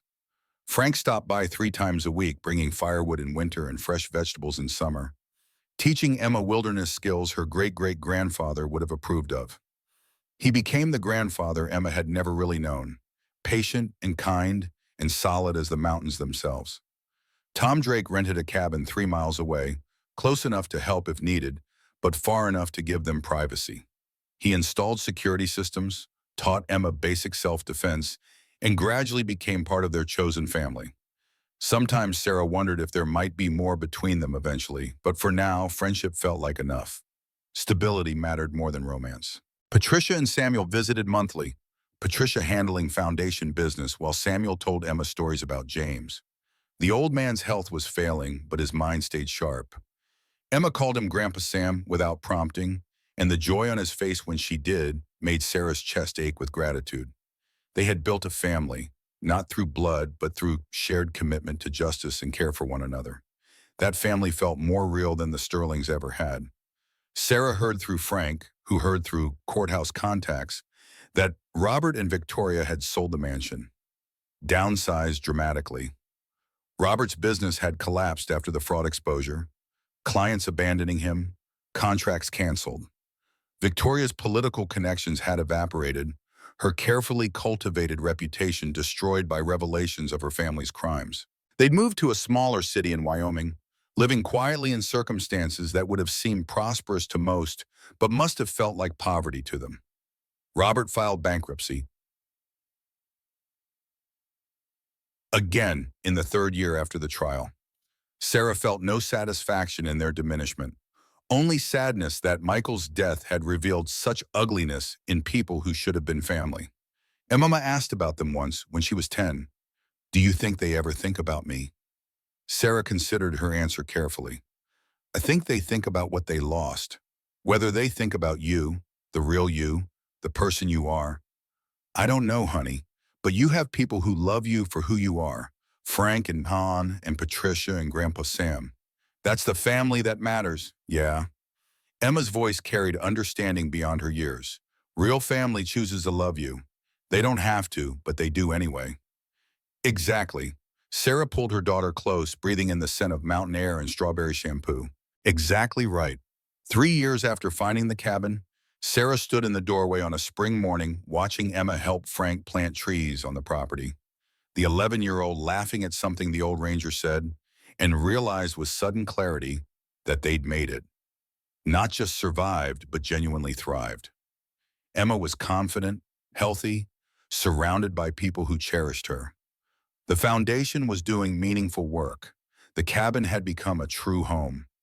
Sarah thought about Michael constantly, wondering if he'd be proud of what she'd built from the ashes of their life together, hoping he knew wherever he was that his last gift, that crumpled note describing a cabin in the mountains, had saved them in ways even he couldn't have imagined.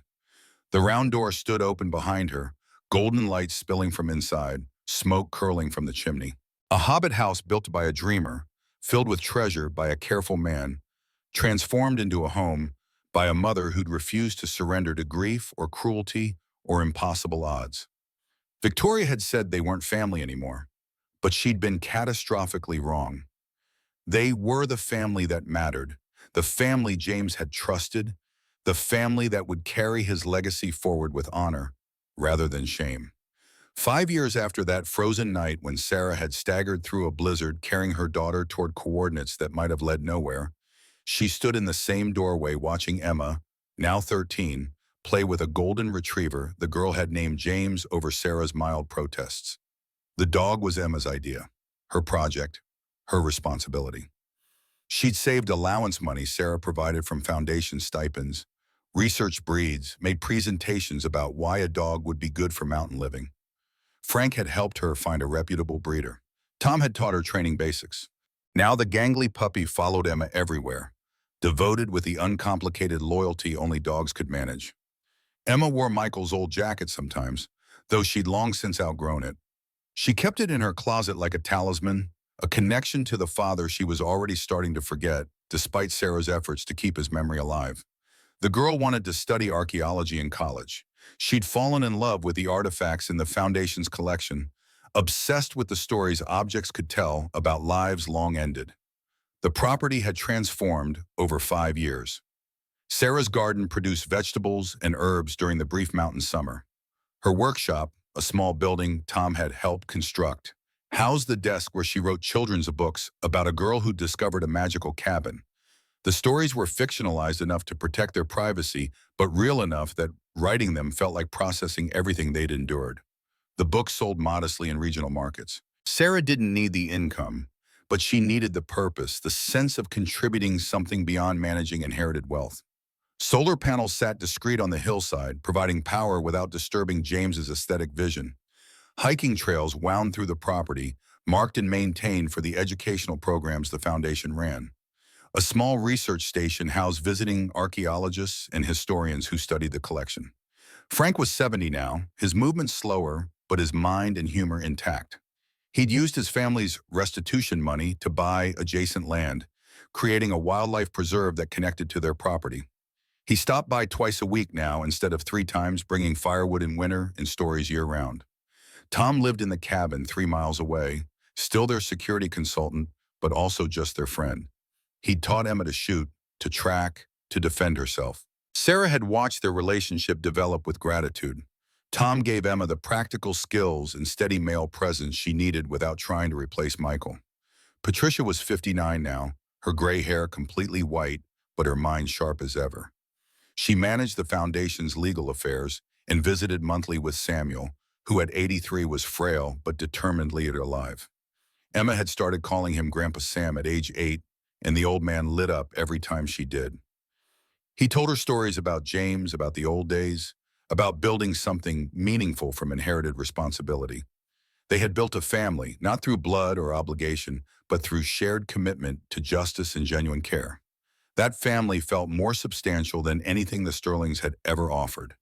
Sarah had heard nothing directly from Robert or Victoria in 5 years. Frank reported through his law enforcement contacts that they'd moved to Cheyenne, living in a modest condo that Robert's reduced circumstances could afford. His business had never recovered. Victoria's political aspirations had died with the fraud exposure. They existed in diminished obscurity, and Sarah found she couldn't summon much feeling about it beyond distant sadness. Emma asked about them occasionally, her questions growing more sophisticated as she aged. At 10, why did they try to take me away? At 11, did they ever really love Dad? At 12, Maman, do you think they regret what they did? Sarah answered as honestly as she could without burdening her daughter with adult complexities. Some people love things more than people. They loved the idea of family more than actual family. They loved money and reputation more than relationships. It's sad, but it's not your responsibility to fix. The foundation had distributed over $3 million in scholarships by year 5. Descendants of the fraud victims, Chen, Murphy, and Rodriguez families, received priority, but they'd expanded to include other students from struggling backgrounds, pursuing degrees in history, conservation, or archaeology. James's legacy was growing beyond the collection, becoming something that touched lives he'd never known. Sarah wrote in her journal most mornings, processing everything they'd survived. One entry from year 3 captured the transformation. We were thrown out like garbage, expected to fail, left to freeze in a storm that should have killed us. But we found shelter, we found treasure, we found justice. And more importantly, we found family, real family, the kind that chooses you every day. Victoria said we weren't Sterlings anymore. She was right. We're something better. We're the people James trusted to carry his legacy forward with honor. We're the family that matters. Emma discovered the journal entry years later and asked Sarah if she could quote it in a high school essay about family. Sarah agreed, and the paper won a state competition for young writers. The judges praised Emma's insight about chosen family versus blood relations, about the difference between wealth and worth. At 13, Emma was already taller than Sarah, lanky in the way of teenage girls still growing into their bodies. She had Michael's eyes and Sarah's determination. She wanted to attend college in Colorado, staying close to the mountains that had saved them. She talked about becoming an archaeologist, about finding lost histories the way James had documented his family's crimes. Sometimes we have to dig up the past to understand the present. Emma's insight came during a foundation board meeting where they were discussing a new exhibit. That's what great-great-grandpa James did. He dug up his family's secrets because he knew justice mattered more than reputation. Patricia had teared up hearing that. Your great-great-grandmother would be so proud of you. Emma's response was pure adolescent pragmatism. I hope so. Otherwise, all this work is just about money, and money's boring. The adults laughed, but Sarah felt pride swell in her chest. Emma understood what mattered. She'd grown up seeing wealth used for purpose rather than hoarded for prestige. She knew the difference between legacy and inheritance, between family and relatives, between surviving and thriving. On the 5-year anniversary of finding the cabin, Sarah stood in the doorway watching sunset paint the mountains gold and felt Michael's presence like a hand on her shoulder. Not literally, she didn't believe in ghosts, but the memory of his love felt solid enough to touch. He'd left her coordinates and a map and a note explaining his grandfather's secret. He'd trusted her to find it, to protect it, to use it wisely. And she had. Not perfectly, nothing was perfect, but honorably. With integrity. With the same values James had tried to instill and Michael had embodied. The round door behind her represented more than shelter. It was transformation made physical. A place where endings became beginnings, where loss transmuted into purpose, where a desperate mother and frightened daughter had found not just survival, but genuine home. Emma came running up the path with the dog bounding beside her, both of them muddy and laughing. "Mom, Frank says there's a family of foxes denning near the north boundary. Can we go see them tomorrow?" "Absolutely." Sarah pulled her daughter into a hug despite the mud. "We'll bring the camera." That night, after Emma was asleep, Sarah walked down into the chamber that had started everything. The collection was smaller now. Many pieces moved to the foundation. But James's desk remained, his ledgers, his careful documentation of both beautiful things and ugly truths. She opened the ledger to his final entry, the one dated October 15th, 1998. Read his assessment of the collection's value, his explanation of why he'd built it, his trust that Michael would know what to do. At the bottom, in handwriting that showed his age, James had added one final line that Sarah hadn't noticed before. "Wealth is worthless if it doesn't serve justice. Money is meaningless if it doesn't protect the people we love. Let my grandson build something better than what I inherited." Sarah touched the words, feeling the indentations the pen had left in the paper. "We did," she whispered to the empty chamber. "We built something better. I promise." Above, in the cabin, Emma slept safely, surrounded by people who would protect her, not for money but for love. Around them, mountains stood eternal and indifferent, sheltering the round door that had saved them. Beyond, in Denver and California and Wyoming, families that had been wronged finally had justice and restitution. The battle for James's legacy was over. The work of honoring it had only begun. But Sarah had learned that the work itself was the point, not the treasure or the property or even the victory, but the daily choice to build something meaningful from what you'd been given. Victoria had thrown them into darkness, but they'd found light.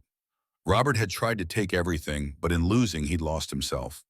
The Sterling family name was tarnished forever, but James Sterling's legacy had been redeemed. And Sarah Mitchell, who'd once been just a waitress with nothing but love to offer, had become the steward of justice and the builder of family. That transformation felt like the real treasure, more valuable than gold or gemstones, more lasting than property or wealth. She climbed the stairs back to the cabin, secured the trap door, checked on Emma one final time. The little girl slept with Michael's old compass on her nightstand and a book about archaeology on her pillow. Safe, loved, surrounded by family that had chosen her. Victoria was wrong about everything that mattered. Family wasn't about blood or money or social standing. Family was about choosing to love someone every single day, even when it was hard. Especially when it was hard. Sarah turned off the lanterns one by one, letting darkness settle over the cabin like a blanket. Outside, the mountains breathed in the night air. Inside, everything they'd built together held steady against the world. Tomorrow would bring new challenges, new work, new opportunities to honor what James had trusted them to protect. But tonight, they could rest in the knowledge that they'd earned their place in this story. They were no longer victims of circumstance, but architects of their own future. The round door stood closed against the cold, sheltering the family that had been forged in blizzards and courtrooms and underground chambers full of treasure. They'd been thrown out into the cold, but they'd found their way home. And no one, not Victoria, not Robert, not anyone, could ever take that away.